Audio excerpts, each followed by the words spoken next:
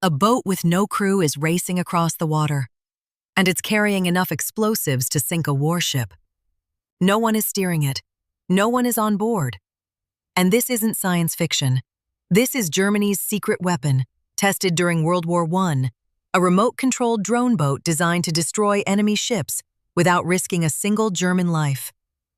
Over 100 years before modern military drones dominated headlines, World War I engineers built something that foreshadowed the entire future of warfare.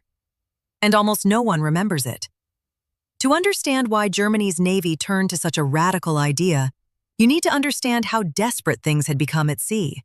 By the middle of World War I, the Royal Navy's blockade was strangling Germany. British warships controlled the approaches to German ports. Food imports plummeted. Civilians were starving.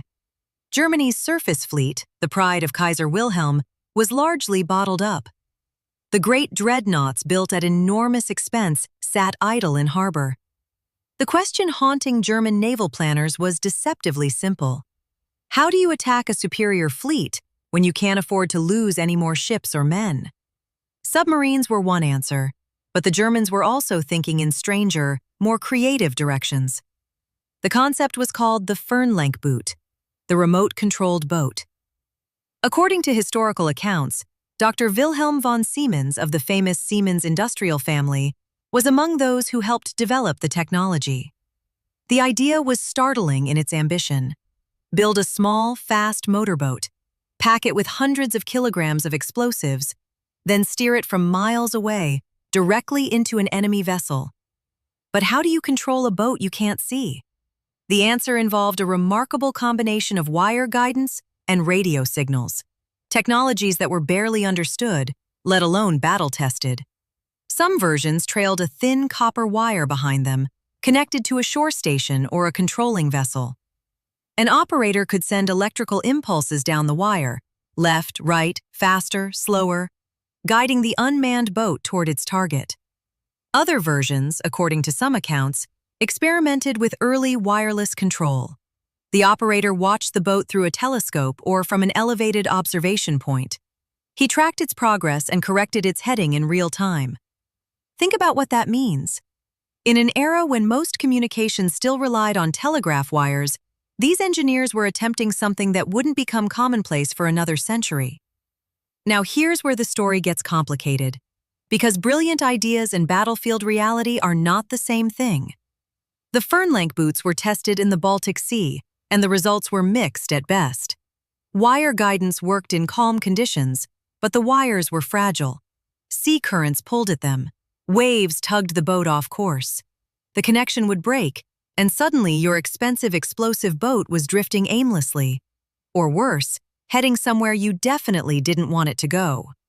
Radio control was even less reliable. Early wireless signals were imprecise. Interference was constant, and the range was limited. You needed line of sight to the target, which meant your observation post was potentially visible to the enemy. Did Germany ever deploy a Fernlenkboot in actual combat? Historical records suggest at least one attempted attack against British monitors, shallow draft warships that operated close to the Belgian coast. According to some accounts, an FL boat was launched against British vessels near the coast of Flanders. But the results were inconclusive. The technology simply wasn't mature enough. The war ended before the concept could be perfected. And yet, pause on this for a moment. What Germany attempted during World War I is almost exactly what militaries around the world are building right now. Unmanned surface vessels packed with explosives, remote-controlled weapons guided by an operator miles from the danger. The principle hasn't changed, only the technology has. In recent conflicts, explosive drone boats have struck warships, damaged port infrastructure, and changed naval strategy. Military analysts talk about unmanned systems as though they're a revolution. And they are. But the revolution started in a workshop in Imperial Germany over 100 years ago. The engineers who built the Fernlenkboot couldn't have imagined GPS, satellite communication, or artificial intelligence. But they understood the core idea, that the future of warfare was about removing the human from the weapon. That insight was prophetic, and it came not from peacetime research, but from the desperation of a nation losing a war at sea.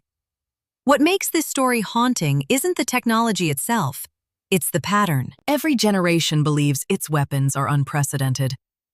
Every generation discovers that someone tried it before, in cruder form, in a forgotten war. The drone boat of World War I failed, but the idea survived, patient, waiting for the technology to catch up with the vision. And now it has. Next time, we're looking at another forgotten weapon of the Great War, one that was designed to cross no man's land without a single soldier inside it. You won't want to miss that one. Subscribe. We uncover a forgotten story from World War I multiple times a week.